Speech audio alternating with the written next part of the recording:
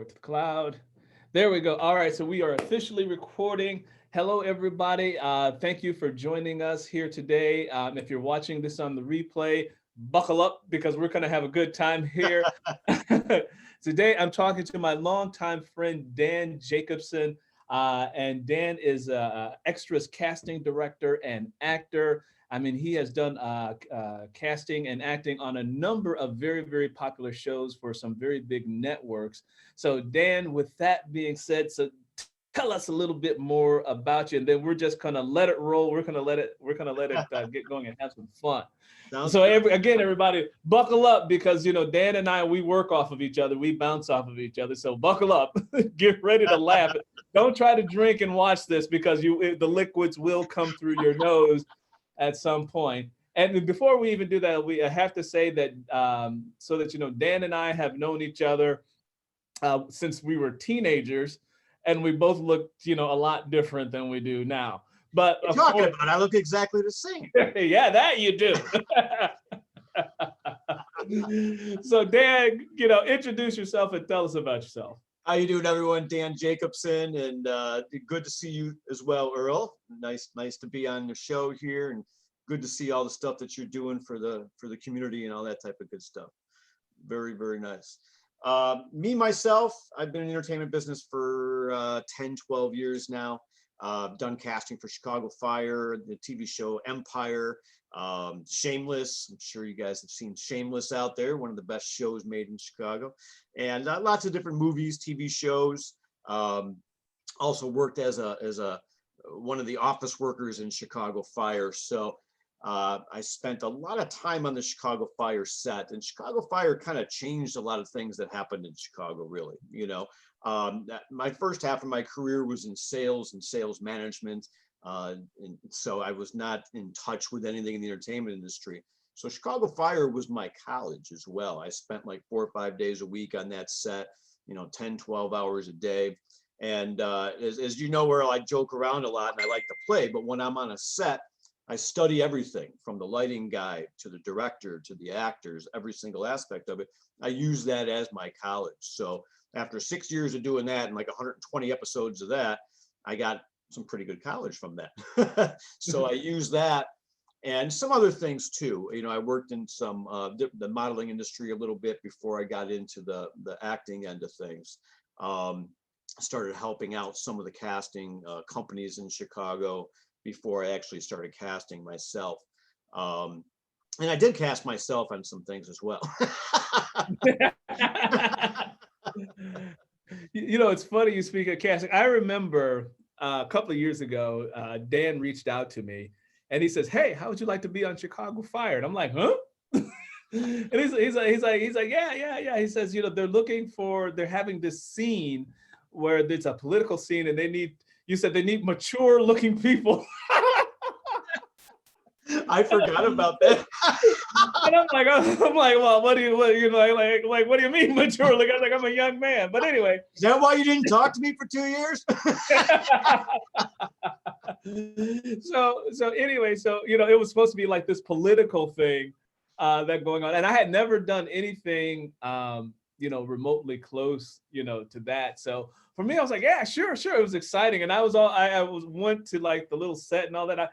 I was like all green-eyed. I was like, oh my God, this is kind of cool. Like, they're like, filming this and they're like, okay, we need you to stand here. We need you to be in the bar. We need you to be in this. And so I was like, oh, cool. And I was excited to do it. And then I remember when the show aired, I was sitting in the house with my dad and we were watching the show. And I was like, he was watching Chicago Fire actually. Oh, And yeah. I just happened to be at his house when he was watching the episode that I was in. And I was like, oh my God, Dad, this is the episode that I'm in. This is the episode that I'm in. He's like, what? I was like, and so by the time the scene came out, there was a camera move and it was, panning into this other room. I was like, there I am right there in the corner. You see the back of my head? I said, if anybody should know the back of my head, it should be you, Dad. Right. You should know the back of my head looks like. And so I was so excited. And my father was looking at me like, calm down. Right. That's how it is. Some people get into the business. They're in the business for 3 years and they've only seen their hand so far, you know, but they're very excited about that, you know. Yeah. And it's just seeing the process, you know, people who don't go to school for this, people who did a different type of career, whether they're, you know, a dentist or they're an engineer or a doctor, you know, they come onto a set just to experience, just to see a look behind the curtain, you know what I mean? And then they get sometimes hooked, you know, Yeah. and before you know it, they're doing it a little more, they're doing it a little more. Next thing you know it, they realize they have some talent and they've quit their job and they're doing it full time, you know, Yeah. happens all the time.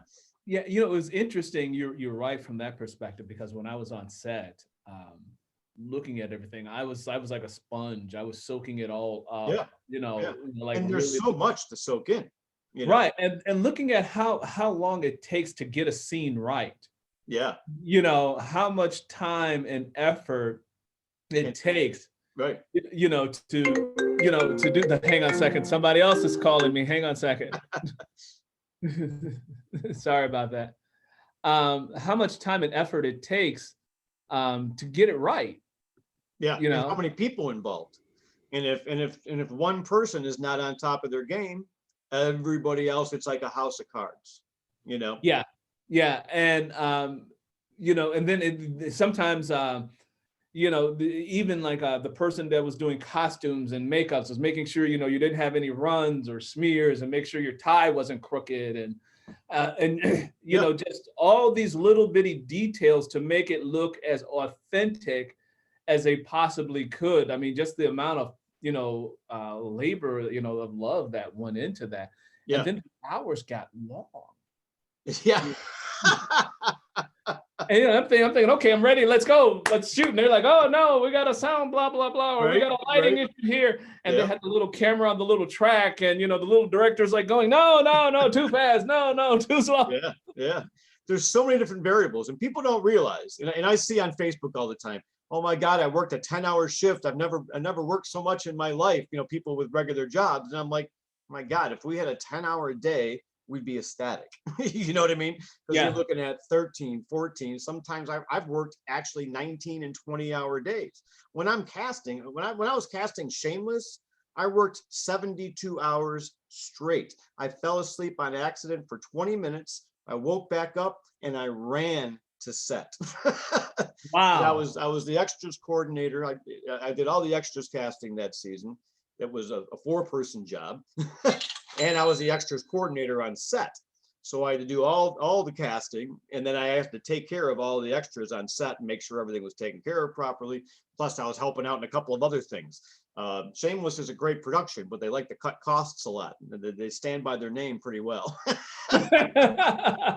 You know, I've watched a couple of episodes of Shameless, and some of the stuff in there, I'm just like, you gotta be kidding me. Try getting the call sheets and then wondering if the FBI is going to be down your, you know, the next day. I'm like, you can't send me things with that subject line. You know what I mean? Wow. And And you I'll know, tell you, I've never seen a crew or a production in Chicago Fire's Close put it together, get everything done on a time frame like they do. The acting, the crew, the editing, everything they do with that show is just perfection. It's a great, great, great show. They just don't pay you well. well, you know, that's interesting, because I think as outsider, as people who may be on the outside looking in on this, you know, sometimes you may get the perception or the illusion that, you know, once you make it to a show, quote unquote, and you're on screen, whatever, you have arrived.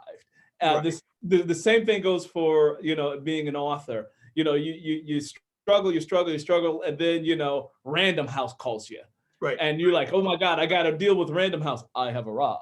Right. But then when you realize, yeah, then when you realize you've arrived, you're like, wow, this is a lot of work. I'm not sure if I'm getting enough money here for what I'm being asked to do. Yeah. Is that true on that end as well? Because I heard you say There's a that. lot of parallels with that between your business of the author and the audiobooks and the entertainment business. And it reflects a lot in other businesses too, but it's just so much more magnified in this industry. You know, it's like you could be a star of your own show. You know, you could be Tom Selleck at the star of your own show and with your mustache being the top of the world. But that show gets canceled, you're an unemployed bum. You are an unemployed bum. You know what I mean? Until you find your next gig, you know? And it's that way for crew. It's that way for, you know, anybody on either side of the camera. That's the way it is. That's just the way it is. And that's, you got to know that going into the business. You got to have that type of skin. But that also is great motivation. It allows you to reinvent yourself over and over and not get stale in doing what you're doing as well. And that's why also people leave shows, you know, like Monica Raymond left Chicago Fire and they begged for her to stay. And she was my favorite character. I loved her on that show. And she was, you know, very happy with the show. She was in love with everybody on the show. They got along unbelievably well, but she was getting stale. She wanted to go where she can expand herself and reinvent herself and do what is almost the opposite of what she was doing on Chicago Fire now, you know, and that's freedom, you know, that's freedom. And that's something you can't do in other industries. Try doing that as an engineer. That's not going to happen. Try doing that as a judge. You know what I mean? And this business is a whole different animal when it comes to how you go about the business, how you work your way up the, you know, in this business, you got to work for free for a couple of years, prove yourself and show, you know, I'm not sure if that's the same in your business there. Yeah. As a writer, I mean, I tell people if you want to be a writer, do it because you love it. Exactly. You have to have that passion. Without that passion, you're done, you know.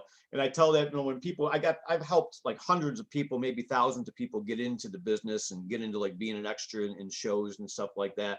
And it's fun, you know, but you have to respect it.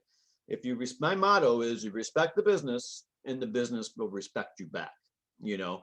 And over the years, that pays major dividends. And you got to pay your dues. You know, if you get an overnight sensation, which does happen, you could be an extra one day and the director's like, hey, can you say this? And if you say that the right way and you get noticed, yeah, I mean, that can happen. I mean, I've seen it happen literally overnight type of thing. And then you start having a career all of a sudden. But you have to pay your dues, work for free on things and prove this is what I can do. This is what I bring to the table, you know? And then if you could do that consistently, that's the rest of that puzzle. A look and talent is half of it. The rest of it is, can you handle the business? Can you be professional in the business? And can you pull off what you seem like you could pull off? You know, not just what your resume says. Can you actually perform that resume in front of me? You know, that type of thing, you know?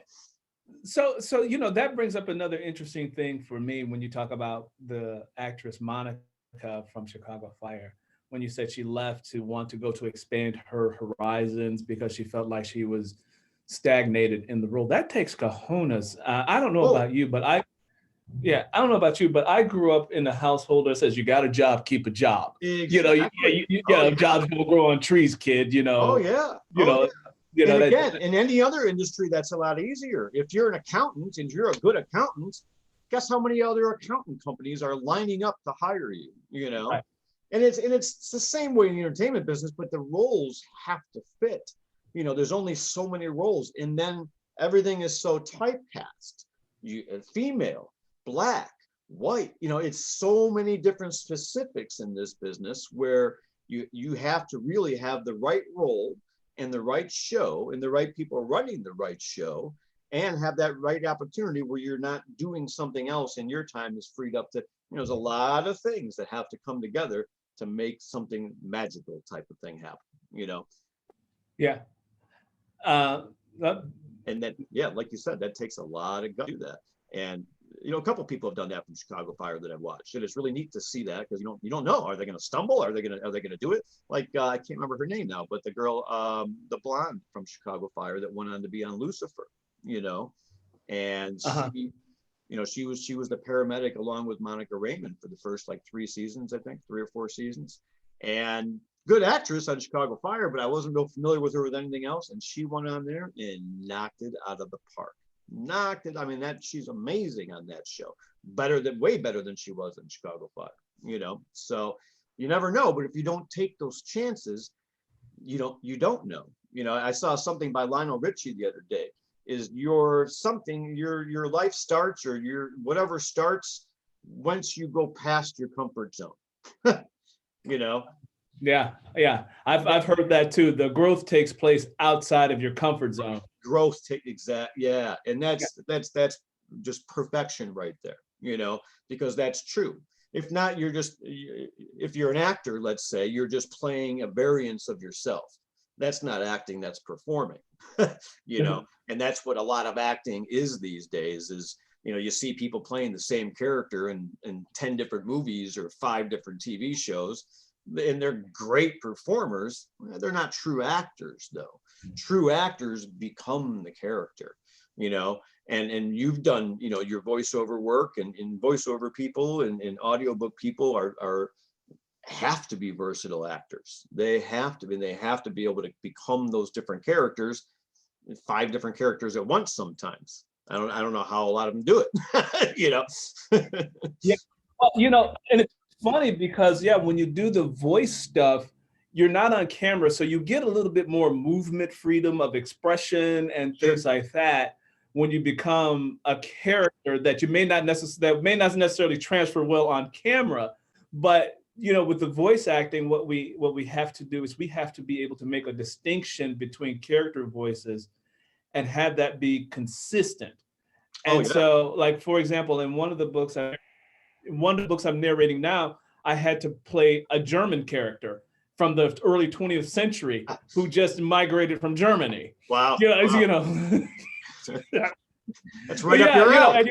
and I had to like, yeah, that's yeah, of course, I'm German, can't you tell? You know, and you know, just getting a little dialect coaching on that as how a German speaks English Right. is different than an American speaking English, Oh yeah. or somebody from the Caribbean speaking English, Right. or somebody from Ireland speaking English. You know, and so as that voice actor, you have to come off as authentic and not stereotypical. Oh, okay. Right. Right. So you know, you want to try to, you know, and so you know, you can sit there and, you know, ah, that was a bad take, let me do it again. Oh, I didn't say that line right, or I ran out of breath in the middle of the sentence and I got to Right. start. You know, it's a lot of work, a lot of like positioning on the mic, a lot of, let me, you know, try it this way, let me try standing up, let me try it, you know, Right. all these different things where, you know, you gotta try to do it, especially if it's not natural to you. Right. Exactly. Yeah. Right. And but there, you know, one character that I played in a book, Lily Gray, I know I became that character because I'm like, oh my God, you know, I didn't even recognize me. You Right. know, yeah, and I'm like, oh my God, who the hell is that? You know? But you're right, with acting and, you know, on screen, there are certain people who play certain roles that they play it so well. Right. Right. You know, And they they're play, amazing. Yeah. And I yeah, love them. Yeah. yeah, they play it to like, you know, they're like a couple of actors that I just like, you know, love no matter what. It's like, you know, Al Pacino when he did Scarface, Right. you know, and you know, he talked about that in an interview that I saw where he said he had to have a dialect coach to help him with the Cuban American accent to Oh get to no. that. Yeah.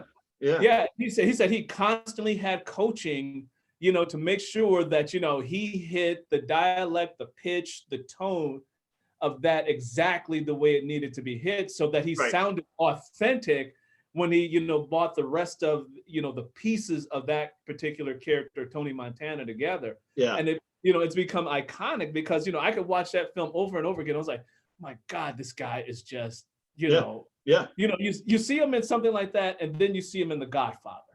Right. Right. You know, where where he, you know, there's a scene where he goes, you know, where he's crying out for Fredo, you know, Fredo, you know, the brother. No, he's a perfectionist, and he really goes at it. You know, when he goes at something, it's like he always has something to prove. You know what I mean? It's like his first thing, and he's got to make a name for himself. And he takes that attitude towards, it seems, everything he does, you know, and that's a great attitude to have. That is an unbelievable attitude to have, you know, because you always have that fire. It's about that fire and that passion. I mean, it really is.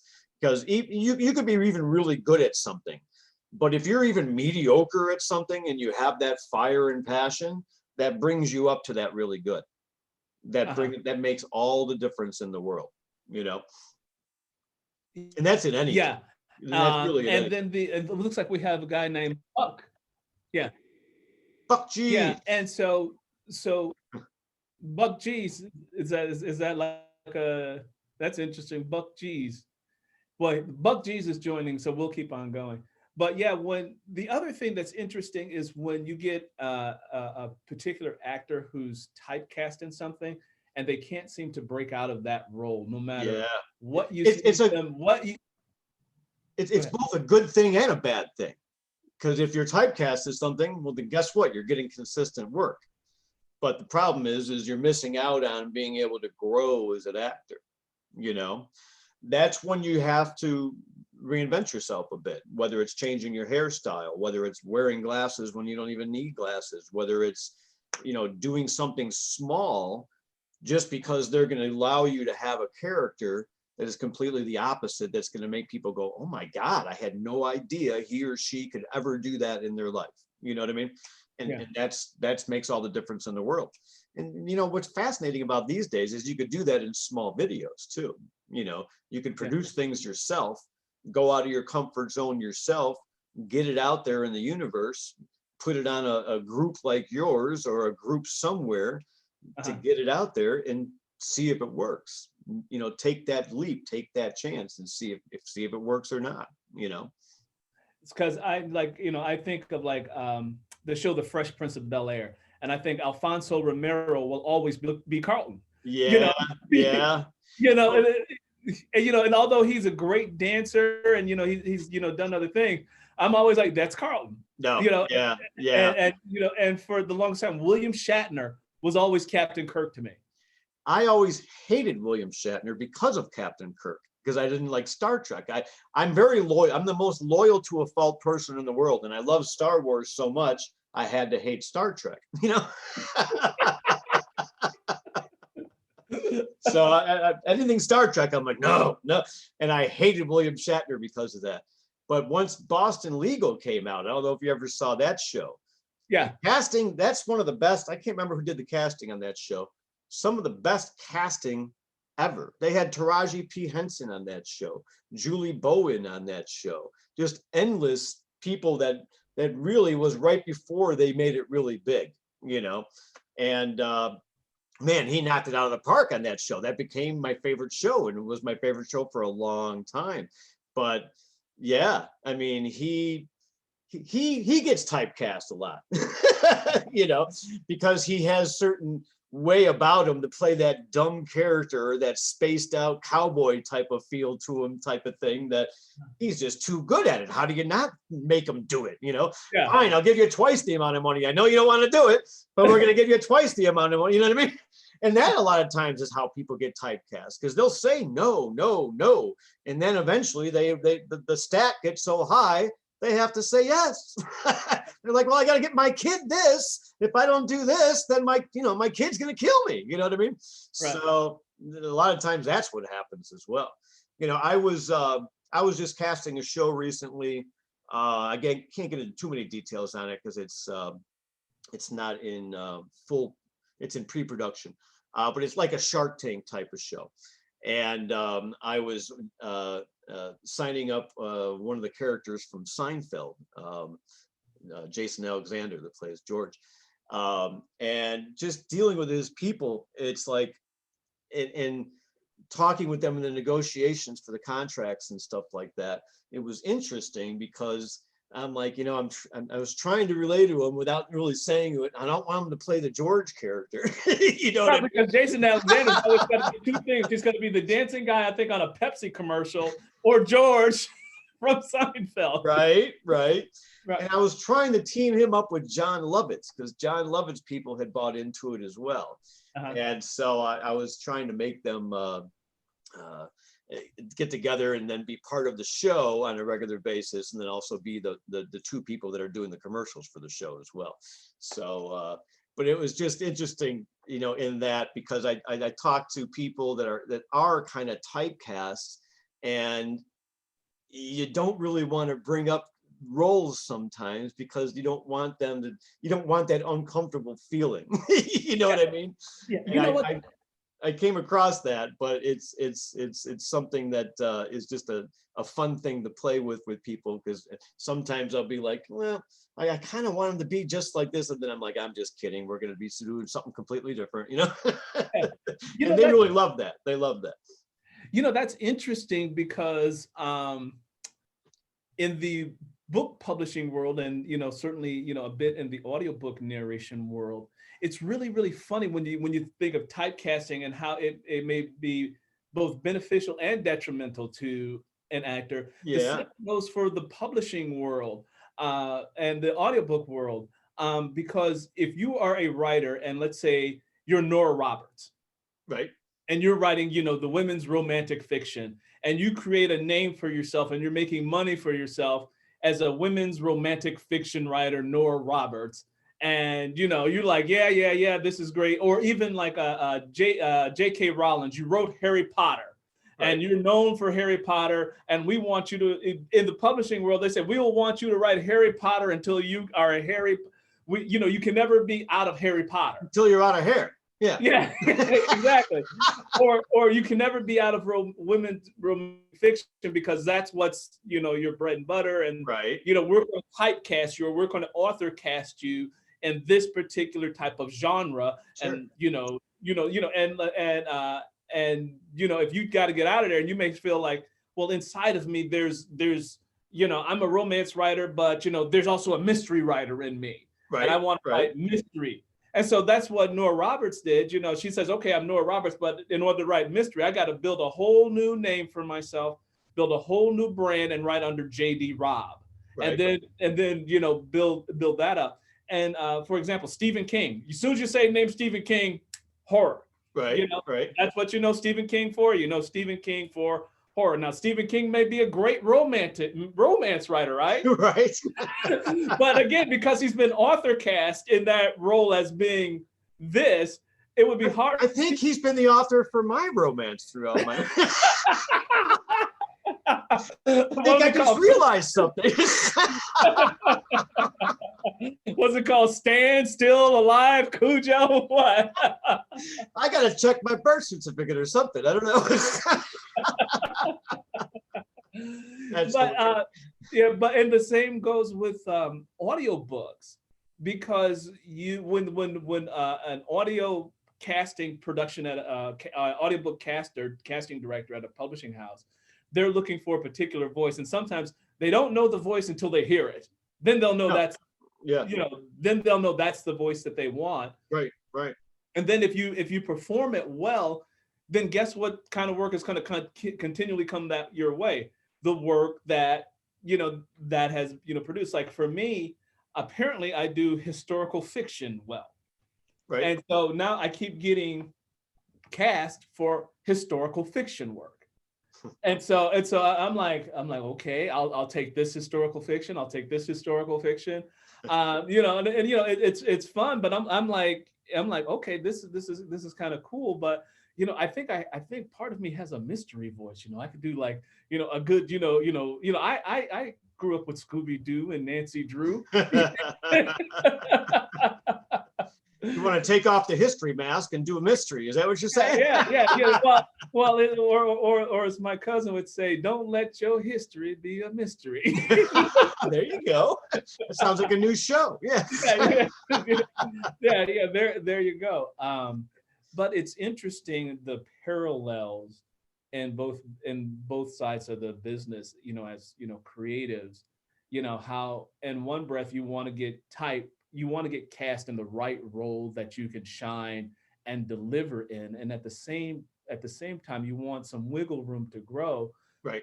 And expand, so that and you also have to know who you are, what you bring to the table, what your talents are, what you can pull off, what you can't pull off, what through more training or experience you can get yourself to pull off. There's a lot of different variables involved. So if someone maybe only has the talent to be typecast, know who you are. You know what I mean? And nail that, be the best typecast, whatever that there is then, you know what I mean? But that's how, when you get out of your comfort zone and you explore into different areas, that's when you know, I could pull this off or I can't pull it off, you know what I mean? But you don't, you know, and sometimes you take the gig and then you realize, figure it out once you got the gig, you know? But you know, you could do that on your own, and you can have your proof of concept on your own these days, just by making a simple video or a short film, that type of thing, you know, whether it's for audio books, whether it's for regular acting, you know, that's very, you know, people who are doing acting, regular acting, and people who are doing, you know, voiceover work, that's very interchangeable. In a lot of cases, it's the same people anyway, you know what I mean? The big boys as well as the small, you know, market type of stuff, that's kind of the way the industry works. So, you know, people who are watching this on either end of it can kind of diversify and jump over and cross over and explore in different areas, and try to go out of some comfort zones that way as well, you know. Yeah. You know, the other interesting thing, there's two things that, you know, we're gonna, talk about next. One, who we're talking about actors who are typecast. Can you think of any actors who are typecast as an example, where they seem to play the same sort of role no matter where they go? Like, you know, somebody plays a good cop and they always play a good cop, or Right, somebody right. plays a good judge and they always Look play a at good look judge. at Ed O'Neill from Modern Family. Yeah, Al Bundy. Yep. So Al Bundy and his character, I can't remember his character's name on Modern Family, but they're almost the same character. He's just old now. You know what I mean? It's pretty close to the same character. Al Bundy just sold a hell of a lot of shoes and started a closet company. You know what I mean? But if you look at some of his other work, man, he can do dramatic, serious stuff as good as anybody. As good as anybody. He did a movie called Dutch. I don't know if you ever saw Dutch, No. but it's just a kind of a stupid story, but you know, a decent story, but it's put together very well. Where he's picking up his girlfriend's son, who's this little spoiled rich kid who hates his guts, and he's got to drive him cross country back for Christmas or Thanksgiving or something like that. I think Chicago's in there somewhere. Okay. But man, it shows his dramatic and being able to be versatile, very much so. And he's done some other stuff too, but he's usually cast as this, whatever, you know, and he says what he wants. He's, you know, that type of guy with the hand, you know what I mean? Yeah. But he can do anything. He can literally do anything, you know? But yeah, so it's funny because Ed O'Neill I always associate with Al Bundy. I don't. Right, right. It's funny, even when I watched an episode of Modern Family, I'm like, go back to Al. You know, he may be tired of doing Al. Right, Right. right, And, right. and you know who else is like that? Tyler Perry. You know, Yeah. okay, now I'm Oh getting, yeah. yeah, Oh yeah. Tyler Perry, because so much so it gets annoying, but yeah. yeah, exactly. Because when he did the Alex Cross from, I forgot the writer's name, but he played the kid. James Patterson is the author who wrote this mystery series based on this detective called Alex Cross. And there's a series of books that, this same, detective goes and solves various mysteries. Oh, cool. And so they typed Tyler Perry as that main character. And it was horrible because he kept sounding like Medea when he read the line. No. Oh no. And I'm like, oh my God, that was cast wrong. Right. And it may have been, Tyler trying to, in my opinion, Tyler may have thought he did a great job. I don't know. Right. But he may, maybe he was trying to get out of doing Medea so much for that role, but it was like Medea followed him and now Medea is a detective. Which was hard to listen to. It was hard to watch because I guess consumers get trained to you in a particular way. Yeah. And that can be hard to break free. Oh yeah. Well, Oh, even just in life. I mean, look at yourself, whoever is a teenager. Once you find a way that you're accepted, you're like, oh shit, I'm not going to change anything. You know what I mean? right. People like me. Oh, okay, all right, cool. I'm good. Nothing. You know, I'm not going to change anything. I don't want to offend this group. I don't want to offend that group. As long as I'm accepted, now, you know what I mean? But and that's fine. You know, depending again what you want to do long term in the business or long term in life or career wise or whatever. But if you want to be free and you want to expand, you got to you got to be all over the place, and you got to see where your strengths are and see what you can do, you know? Yeah. You know who I think did a very, amazing transition from, our childhood was Morgan Freeman. Because Yeah. Morgan Freeman started off on the Electric Company is where I Yeah. Yeah. remember Yeah. being introduced to Morgan Freeman, a Sesame Street, the Right. that whole thing, and I was like, okay, this is the guy from the children's show. Yeah. And then the next thing I know, he's in, Along Came a Spider or some other show or Shawshank Redemption. And I'm like, it was amazing because I did not see him as the guy from the Electric Company. I saw him as the character he was actually playing. He's amazing. He is amazing. But since the pandemic, all I think of him is an outbreak. Oh yeah. Yeah, that movie, Outbreak. Like, oh shit, more outbreak, you know? Yeah. Yeah, so okay, so and I guess in the audiobook world, I guess even as a voice, you really have to continue to hone the craft and to practice it so that you get better at it. And I guess it's sort of like a practitioner. You don't finish, medical school and suddenly say, I know everything. You have to constantly go back for continuing education to constantly sharpen your knives and constantly sharpen your chops. And so it's really like a lifelong thing where you keep learning as you go. You keep learning as you go. And it's a muscle, you know what I mean? So you have to keep yourself in shape in that regard. I mean, look at, I just got done recently following one of my favorite bands around who's been doing it for 50 years. They're still rehearsing the same songs they've been playing for 40 years. They have to rehearse those things still all the time, right? They know the song like the back of their hand better than anybody in the world, but they still got to stay fresh. They got to keep that muscle memory fresh. They got to keep everything as fresh as possible. And that's the same exact way for us, and that's the only approach to take to it, because that's also a serious professional type of approach to it as well.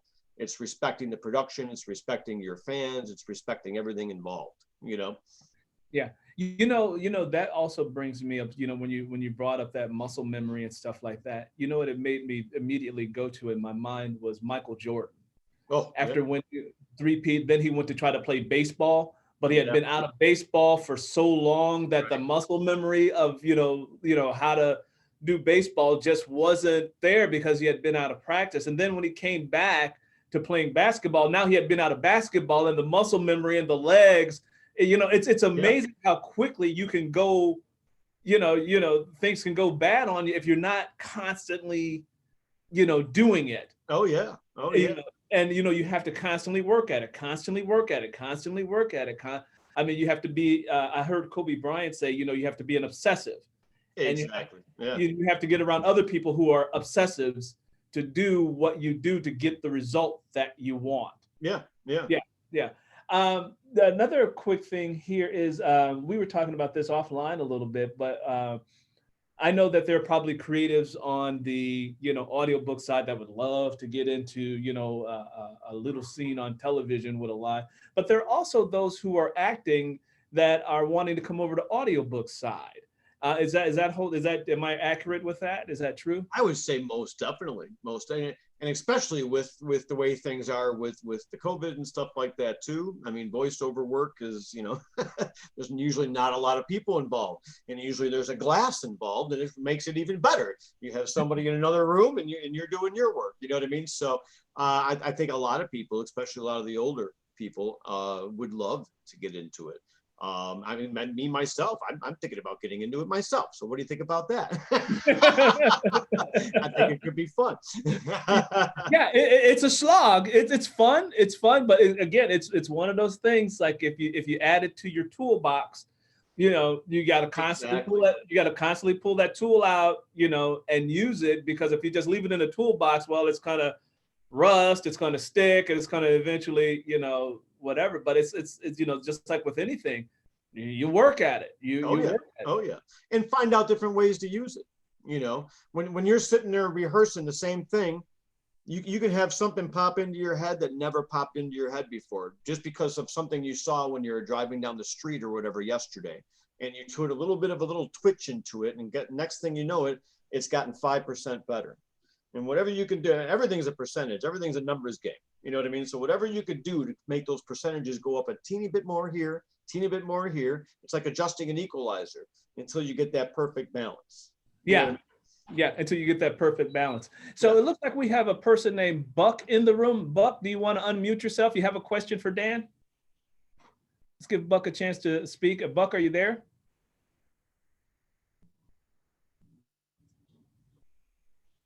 Oh no, I'm just listening, guys. I'm learning like hella shit right now. So he's just, I he's just I talking and support learning. Dan a lot, so I've been supporting Dan for like as much as I can lately. So I haven't really been on Facebook. So I opened up my Facebook the other day, so I saw that he had just posted it. So I was just jumping right on it. Just really, I didn't even know fully what y'all was gonna be talking about. I was just really supporting him, but I'm glad that I did tune in. So nah, y'all keep doing y'all thing. I'm listening. I'm definitely enjoying the conversation though. Glad you're here, man. Glad you're here. Appreciate the support. Yeah. So Dan, so you are a jack of all trades. So tell us some of the shows you've been on and what roles you've played and what that was like for you. Sure. So the thing I was on the most, and it took up a lot of time, and it didn't allow me to work on a lot of other things. I was core on Chicago Fire, where I played one of the office workers, like in the firehouse. So whenever they had office scenes, I was one of those office guys. You know what I mean? So that's what I did the most. Once in a while, they'd let me go and do other things because I'd beg them, can I just do something else? I was typecast as a middle-aged office worker. You know what I mean? So there you go. And so I got to go and do, play bartenders and cops and, one time I worked a lot on that show Boss that Kelsey Grammer had in Chicago. That was a great show. He's a really great person to work with, actually. Really nice guy. I was playing a Cook County cop, and for the first season of that, and I was going from extras holding over to where the set was or wherever, and these two people got into a fight that were driving right. This was right by the Field Museum. We're filming right next to the Field Museum, and these two people got out of their cars and they're about to get into a fist fight. I'm like, hey, I'm like, you guys stop that right now. I'm like, I don't got time to deal with this today. So they both got back into their cars and left. So you were in uniform. You were in casting. I've been full uniform. Yeah. I started crying, laughing. It was so funny. My God, was it funny? Okay, so you were convincing. I was very convinced. Yeah. They got scared. Yeah. And they just took off. I forgot about that, actually. So while on the show, on any show that you worked with, I would imagine that you've had some really exciting and fun times with some of the cast and crew. Share a memory that you had with one of the cast or crew member on the show that has stuck with you, that you thought, wow, that was great that this person did this, or that's a really nice gesture, or something like that. One thing that just kind of popped into my head for some reason. I don't know if you know who Treat Williams is. He's been around for like ever. He's been on a lot of different weird things. But he was playing the, what the heck was he playing? Oh, he played Severide's dad on Chicago Fire. Okay. And he'd been doing it for at least a few years. He wasn't around all that much, but whenever they needed him, he was there. You know what I mean? So he's having a rough day, and his starting point was like right next to my starting point. So we were like, like chatting a lot, and so he's screwing up big time. He couldn't get anything out of his mouth properly at all. And it's the last thing before lunch. You never want to screw. Okay, some of the best advice I could ever give anybody. Never screw up a scene and have multiple takes right before lunch. Because usually wait. What was that again? Wait. What was that again? Don't do what? Never continuously screw up a scene where you have to do take after take after take right before you're supposed to break for lunch. Oh, gotcha. Because everybody wants to break for lunch, But this is what he was doing. But we're like 10, 20 takes in at least. And he's getting real pissed off at himself. And I didn't know who the hell he was, actually. I found out later. But I knew he was a great actor, and I knew he was, a senior. I didn't know he was as big as he was. So I'm like, dude, come here. I'm like, look, I've been around since your first day. It says, I don't know anybody who could play this role better than you. It says, you've knocked it out of the park every other time you've been here. I'm like, I don't care what the problem is. It says, close your eyes, open them up, go and do your thing, and knock it the F out of the park, and let's go have some lunch. He's like, so, next thing you know it, roll camera, roll sound, boom, guy's going, and he performed as good as he possibly could have, and boom, we're at lunch. That brings up another interesting thing. And this will help, I guess, folks who want to be on and off camera. Do you have any, unique or interesting acting tips for people that you could share, or that you've learned, or that you've picked up, or even heard that someone say? For acting tips for anything particular, or just in general? Just in general. Just in general. Acting is one thing, and that's becoming the character. And if you could find a way to become that character, if you can relate it to somebody in your childhood, relate it to somebody that you just met once, but you could just, it's almost like putting yourself into that body, and you have become, that is acting. Mm-hmm. If you could do that, then you could do anything in the business as far as acting. Doesn't matter what you look like, doesn't matter how old you are, doesn't matter what your voice sounds like. If you could become characters, then you could be convincing. You could do anything in the business as far as on the acting end. You know what? That is so true, because I know in the audiobook world, the idea of becoming the character, of what the author intended the character to become, that is perhaps one of the hardest things to do as a voice actor, finding the right cadence of the voice, finding the right emotional tones in the voice. And even once you find the emotion, it creates the tone. Yeah. See, people try to do it the opposite way. People try to create the tone and think it's going to bring on the emotion.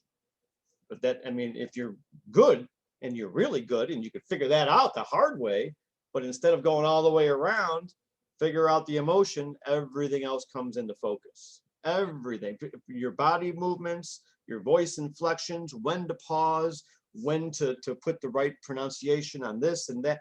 Nothing has to even be thought of. That's where like bringing a Michael Jordan analogy or any sports analogy, you can't think when you're in the game. You have to react. So you can't react as a character unless you are the character. There's no other way to do it. It's impossible. That's the only way it works.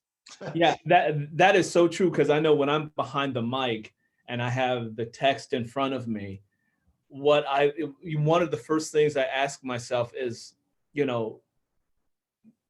as I am the character, what am I thinking? What am I feeling? And how do I get my voice to relay that? Because, I'm in between people's, ears. I'm in between people's ears. So my voice has to create the theater in their mind. Oh, yeah. For them to see. And I have to become that voice, and I have to have the right inflection. And I love what you say, know when to pause. Know when to pause, and know when to let the, listener, catch that. Know when to do the to catch the emotion and the feeling and the You know, it's a lot of body work. And I know a lot of times when I'm in a booth, you know, I'm doing different things with the body, you know, because I have to, like, one, I have to be silent, but I have to help bring out the emotion, I have to like do gestures or something. You have to be Italian. Yeah. Italian. I have to be All Italian. voiceover people should be as Italian as I think that helps a lot. They should be as Italian as they possibly can while they're performing. Yeah. Yeah, and so, you know, and then like I have to also be aware if like a character's angry and raising their voice. I have to be able to raise my voice without clipping the sound wave. Right. In other words, you know, getting the sound wave so high that it starts to become staticky. Right. And so, you know, it's a lot of body work. It's a lot of lot. control. It's all about control. Yeah. Yeah, and it's a lot of, you know, getting that right. And, you know, getting the right sound and going back and say, okay, how does that sound? You know, because one of the things as a voice talent that I don't want to do is, like, when I read a story, I don't want people to hear me. Right. I want them to hear the character. Right. Because if you hear me, I've messed up. You know, Right. You know, as much as I don't want you to hear me talking, I want you to believe that I'm this character talking. Exactly. Yeah. And so as a voice actor in an audiobook, you know, it like in like, you know, a TV show, you know, you have a character, you have a person who plays the chef, you have the person who plays the office person, you have a person who plays the cop, the fireman, the mayor.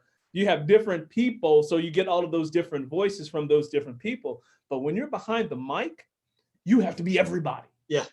And you have to make enough of a distinction between all of those voices so that the listener knows, oh, that's the mayor, or that's, you know, that's the sheriff, or that's, you know, the child talking. You have to make enough distinction between all of the, and then become all of those people. Yeah. You know, that's hard. that is hard. That is hard. Yeah. So, you know, for people who want to get into, you know, voiceover, you know, it's not for the faint of heart. I mean, because like somebody, I was in, there's this new app called Clubhouse, and it's supposed to be like this entrepreneurial, you know, hub where, you know, right. Is it still around? Yeah, I thought it was gone already. Yeah. No, it's still around. Is it? So I was in there once, and somebody says, "Oh yeah, you have a great voice. It puts me to sleep." I'm like, like, that is not what I wanted to hear, dude. That's not what I wanted to hear. It's like, you don't tell a voice actor, "Oh yeah, your voice puts me to sleep." Oh God. I'm like, okay, I've done something wrong here. Right. He's like, "Oh no, you just have a smooth voice." I'm like, "No, dude, you said I put you to sleep." Yeah. So, but yeah, when you're in that business and you know, you're behind that mic, and it's, you know, you and that microphone, and you and that page in front of you, and you have to go and listen, and so a lot of times you're self-directing. Right. And then if you're lucky enough to have a director, you have to be flexible enough to pay attention to the direction that you're being given, because they're hearing something that you cannot hear. Right. Or they're looking for something, or they're more aware of something that you're not necessarily aware of. Right.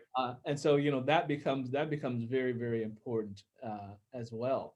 Oh, very much so. Very much so. I mean, when I'm working at anything, and I suggest this to other people too, take suggestions from as many people as you can, whether it's a director that you have, or, you know, I tell people a lot of times, and a lot of music people, I'm dealing with some music people lately, find people who disagree with everything that you usually say or do and ask them 5 things that are the best things that you do and 5 things that are worst things that you do, and see what they say. And then you take those things and you hone your weaknesses, because those people are going to be bluntly honest, and sometimes they're going to lie just to hurt your feelings because they don't like you or whatever, but that's kind of fun too though. But you use that because you always have to be honing and growing and just making your versatility more versatile, as versatile as you can, and then perfecting the things that you're already good at as well. You know, all of that stuff. Yeah. Yeah, all of that stuff, and especially when you're performing audio fiction, or even when you're doing nonfiction. This is a craft. Whether you're behind a mic or on set, Oh in yeah. front of it's like you said earlier, it's a craft that you have to respect, and it's a craft where you're going to have to pay some dues, in order to get to a certain level that you may have imagined for yourself, or may and then as we were talking about earlier, understand that you may get there and you may sustain it for a while, but at some point you're going to come down Yeah, yeah. and you're going to be back to what you said, year one. Right, right. Yeah. And like it's happened to me, like when I first started out in this business, I was working in the modeling industry. I was a talent scout for models. And I got into that because I was working in sales for Playboy energy drink, actually. Okay. I decided we couldn't get enough sales. So I'm like, we need a promo team to promote sales. So we created that. And then it put me in touch with a lot of models. So because of that, I somehow started talking to this modeling company. They're like, wow, you have a lot of good connections. Come join us. So I joined them. And then I had signed this guy that was this gorgeous guy, unbelievable dancer. And he had signed a contract with us and then went to celebrate that and got into a motorcycle accident. Oh, And he had to get his legs amputated. And I didn't know it at the time, but I'm an empath. I don't know if you know what an empath is, yes, but yeah, I know. I feel things, something fierce, people's feelings and so forth. And that destroyed me. I got out of the business. I'm like, oh my God, that was partially my fault. I can't do this. There's no way. And I was having the time of my life. I'm very good. I'm one of the best you'll ever find in evaluating talent. I was finding unbelievable talent. I was trying to getting recruited by all the top agencies in Chicago. I just wanted out. I got out, and then I started seeing some ads for, things that were going on in Chicago, like Shameless and stuff like that. And I'm like, I got all these models. So I started referring people, and then eventually the casting company started calling me going, hey, can you get us this? Can you get us this? I'm like, sure, yeah. And then I'm like, I want to get on there. So I went and got on. My first thing, or one of the first things I was on, was a Ron Howard picture with, I can't remember what the hell it was called now. But who's that one big comedian guy from Chicago? Always plays the same character. I don't know. Really nice guy. Oh, I can't remember. He was in The Breakup. I'm drawing a blank. Yeah, I can't remember his name right now. Really nice guy though. But yeah, that was the first thing I was in. And I can't remember what I even did in it, and I actually almost kicked Ron Howard off of his own set because I didn't know it was him. He looked like a homeless guy. And I was opening my mouth to say, hey, excuse me, sir, can you please, we're about to start filming. And it was Ron Howard. He comes up to me, he's like, hey, I'm like, hey, that would have been the end of me, actually. But actually, I got a nice chance to talk with him that after that was finished that day. What a guy. What a nice, unbelievably nice guy. And that was an unbelievable crew. Crews don't get enough credit. There's so much that goes on behind the scenes with things. It's unbelievable. It's unbelievable. And crew members just never get enough credit for it. But that's what how I started out doing it. And then I started going on the different TV shows and stuff. There wasn't much going on. There was no Chicago Fire back then or anything like that. It was whatever was around, you jumped on it. I played a police officer on a thing called Powers for a few weeks and stuff like that. And that was a lot of fun. But it's getting on that set and just getting familiar with everything just helps people. If people are looking to get into the business that are green, it's a great way to learn a set. And then once you are on that set and you learn how the big boys do everything, then you can go on smaller sets, and then the school projects or the independent projects, and then try the bigger roles and then see what you can do, see if you have what it takes to do it or not, but it's a fun process no matter what. It's such a feel-good business. it's about having fun with it, but at the same time respecting it, and then, you know, making sure you're professional with it. You know, you see on sports teams, the ones that are laughing and having fun, but also kicking everybody's butt something fierce, Mhm. because they're professional when they need to be, and they're loose when they need to be, and they play free. You know what I mean? It's the same thing in this business. You know, you have to, you know, find your comfort level, and then master it, and then try to push yourself where you can, you know, but have fun, but always be professional with it at the same time, you know. Yeah. And I think, Dan, that is a great place because we are at an hour, my friend. That went by incredibly quickly. Right. That went by incredibly quickly. We're gonna have to come back and do this again. I mean, Right. this was a lot of fun. This was a lot of fun, and I want to be respectful of your time. You know, because you and I will get to go and we'll keep going. Well, But I'll have to come back. I got some good things planning up that we got in the works. And some stuff we might need some audio work on and stuff too. Dealing with a lot of stuff having to do with like the Chicago Mafia and stuff like that in Chicago. yes. True stories having to do with that, and lots of interesting content with different motorcycle gangs and different things like that.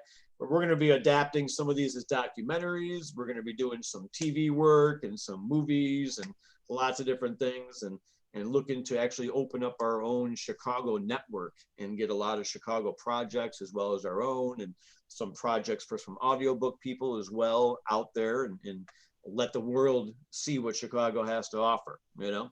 Yeah, and that's fun, Dan, because I know you're if I'm correct me if I'm wrong, you're working on a production company. You're starting a production company. Is that what this is from? Yeah. So I'm working with a few different production companies right now, and then also starting a production company with this guy called Joey Seifert. And he's actually has a documentary being filmed by Reels right now. Actually, it starts in a few days. They start filming, but they've been in works with these guys for a long time. The virus messed up so many timings on so many things. Yeah. It's unbelievable. But they're finally about to start production on that, and that's a real interesting story on its own. And they have a book out as well that they're going to be doing an audio book for, and as well, in a relaunch of that called Deadly Associates. I'm not sure if you've seen that yet, but check that out. But yeah, so me and Joey, we're going to be putting together a lot of interesting content of true Chicago stories. And we'll be working a bit with people on the East Coast and the West Coast. You know, we're not the biggest fans of the East Coast, but we'll work with them. They got some interesting stories, you know. We'll entertain them, you know. But stuff that has just never been told before. So we'll do some documentaries, and then based off those documentaries, we're going to create TV shows and movies and different things like that. Some other different types of shows that are going to be unbelievable, not only in the Chicago market, but throughout. There's a couple of the shows that we have in the works right now that are, one of them could be easily a #1 show and to be one of the most addictive shows on network television within the next couple of years. I mean, it looks really good. Everybody I've talked to in Hollywood is drooled over it. So it's just a matter of, getting it out there, and things take time and all that type of good stuff. But we're looking for a lot of people to work with as well. People who are on both sides of the camera, people who are in, both crew and actors, and people who have stories to tell as well. Whether it's,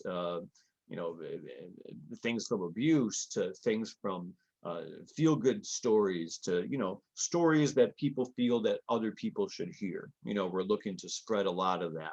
And we'll have some different talk show formats and different things like that as well too, So a lot of good things coming up. We'll have to have you involved in some of it, yeah. Oh, that sounds like right up my alley. I love it. Get you some more on-screen experience like Chicago. Hey, did you ever do anything else after Chicago Fire or no? No, I didn't do anything. I didn't do anything else after that. All of my other stuff after that was performing of my own work on stages around high schools and colleges. Around, yeah. So as a writer, whenever you go and do a book signing or something like that, people always want you to read from your work. Oh, so right. I hated to be the author that came up there and say, I'm going to read chapter 1 from my book. In the beginning, there was, no. I did not do that.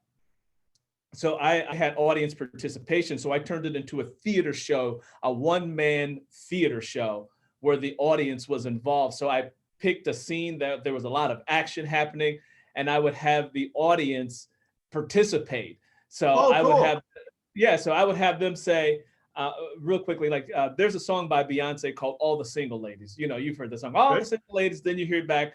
She would give out a call, All the Single Ladies in the music. And then you would hear this thing back, All the Single Ladies. So all the single ladies, all the single ladies, all the single ladies. Oh, okay, you get the point. So whenever I would read, I would tell the audience there's certain points that I'm going to stop, and I'm going to give out a call, this is a, or this is a, and I would say, you would say dramatization. So I would be going, so there was a fight scene that I would have between, you know, these two teenage girls. And I was like, come on, Keisha, you can run, but you can't hide, girl. And then I would go, this is up. And everybody would say dramatization. And they would be right there waiting for the next scene to happen and the conflict between, you know, this whatever. And then that's when they started circling each other cautiously, like two angry lions looking for the right moment to strike. Then I would go, this is up. And they would say, dramatization, get to it, get to it. That's pretty cool. Yeah, so that made me stand out as a writer and a performer. Yeah. To be able to hold and to capture an audience's attention. I was in New York, in Brooklyn, and I was doing a high school tour in Brooklyn. And before I went on stage, because it was just me, the principal comes up to me and says, it's just you? I said, yeah. He said, we have security in the back. So if anybody gives you trouble, the police will come in. You know, they're off-duty New York cops. They'll come and remove the kids from from the audience. And then he says, you don't sing, dance, rap, or anything like that? I said, no. He's like, and it was almost like he wanted to go, good luck, my son. Put you in the Pope Mobile and send you up there. Right. And so I owned my space. Right. I owned that stage, and it was an auditorium filled with teenagers. By the time I was done, no one was arrested, no one was pulled out, and everyone was coming up to ask me questions. And the principal came up to me, says, whatever that is you got, you need to bottle it. Because that's probably the hardest audience there is. Yeah. That or people that are hard of hearing. Yeah. One of the two. one of the two. But it became like, and I told them this is acting. I said, you're going to watch me, this very male man, become a 16-year-old girl. And I'm going to make you believe that I'm a 16-year-old girl. And people were like, I want to see this. Right. Yeah. You know, and so then I involved them in it so that they were enraptured in it. Yeah. And that was the magic. That was the magic of becoming a character, of just like, this was me at the zenith of what I do. I wrote it and I'm performing it in front of an audience of teenagers who can't move. Right. You know, and that's the difference between them hearing something and learning something. Yeah. And you know, and afterwards they wanted the book. Yeah. They wanted the book. We ran out of books. And they were like, oh, we got to get some more books in here, because they ran out of, because they didn't think the students would want the book. Right. And then afterwards they're like, oh, no, we want to find out. And that was probably one of your best performances too, wasn't it? Yeah. I mean, but you know, I did it now. Because you rose to the occasion, you know. Yeah, but I did that all over the country.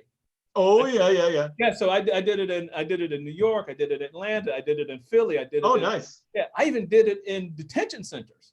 Wow. Yeah, I did it there. But anyway, Dan, see, we got off track, man. Let me let you go. Dan, thank you so much for joining us. One last thing I'll ask you for, is there any way that if anybody wants to get in contact with, is there an email address or a website that people can, you know, reach out to you through? Yeah. So I have a very simple email address. danj312@gmail.com. Just like the area code in Chicago. danj312@gmail.com. Yeah. All right. So, and then we're gonna have the production company that is going to be Silver Bullet Films. So stay tuned for that. Silver Bullet film, Bob Seger? Bob Seger influence? Bob Seger is not going to be involved, but I may do a documentary on Seger if I get enough interest. You never know. Yeah, but I'd say Bob Seger and the Silver Bullet band, Silver Bullet. Yeah. Yeah. Yeah. Also, with the content that we're going to have, there'll be a lot of silver bullets involved. Trust me. All right. All right, Dan. Thank you, my man. We'll talk soon. Thanks for having me. Good seeing you again, my friend. All right. Bye-bye. Take care.